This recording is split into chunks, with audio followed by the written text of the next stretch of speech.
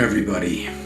In a previous session, we covered the major roles of glutathione, those being summarized by the acronym IDEA.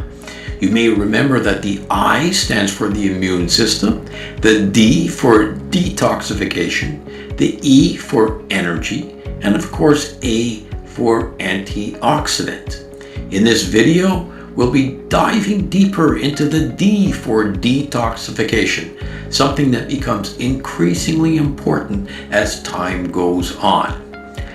When Immunocal was first discovered, the world population was 4 billion people. Now, it's just about 8 billion people, an astounding doubling in size in one generation. And with this has come an exponential rise in pollution and toxins in the environment. According to the World Health Organization, a shocking 90% of all humanity live in places that exceed safe limits. And air pollution represents the fourth largest threat to human life. More than cancer, more than drug abuse, more than automobile accidents, and more than war. Now, how does our body deal with this? We're adaptable creatures, but even Mother Nature has its limits to abuse. We have built-in mechanisms to attempt to rid ourselves of toxins. We have major organs like the liver and kidneys that specialize in this area, but each and every single cell in our body has its own independent detoxification mechanisms.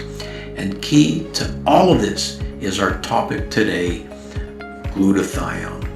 What most doctors don't know, and what most people are not aware of, is that glutathione is also documented to be responsible for the detoxification of literally hundreds of substances in our environment. And this list grows year by year. The air that we breathe, the food that we eat, the water that we drink.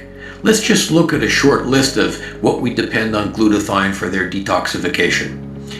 Pesticides, herbicides, automobile fumes, cigarette smoke, heavy metals like mercury and lead, and the list goes on and on. Smoked or artificially flavored foods, pickled, barbecued or preserved meats, cleaning solutions, paint or carpets, radiation, dental amalgams. We are surrounded.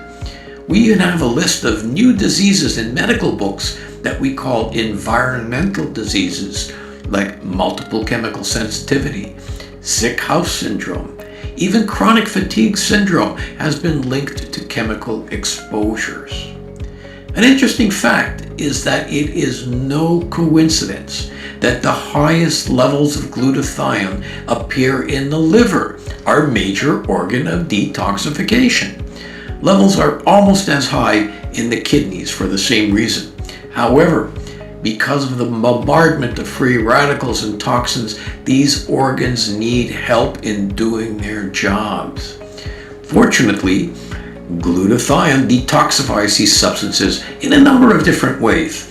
We can get into things like the different phases of liver detoxification that glutathione is involved in, but that would be beyond the scope of this lecture. If anybody's interested in diving into this topic, I welcome you to read my latest book on glutathione that covers this in detail. But to simplify, glutathione can detoxify by neutralizing free radicals. This is one of the common ways that poisons work, is through oxidative stress. Another way glutathione works is by making these toxins more water soluble, so they can be easily eliminated by the kidneys or digestive tract. A third possible way is by actually having glutathione bind to a toxin and carry it out of the body. This is what we call chelation, especially important for heavy metal cleansing. So glutathione really does offer multiple pathways towards a cleaner body.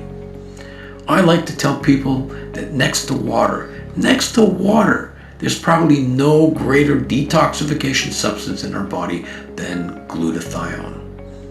Finally, a major answer to the question that is so often posed: Why does a healthy person need to make sure their glutathione levels are optimized? Well, when it comes to detoxification, even the healthiest individuals are, on a second-by-second basis, exposed to agents in our environment that can adversely affect our health, our well-being, and our enjoyment of life. Raising glutathione is a must in this hazardous world. Be well, and more importantly, stay well.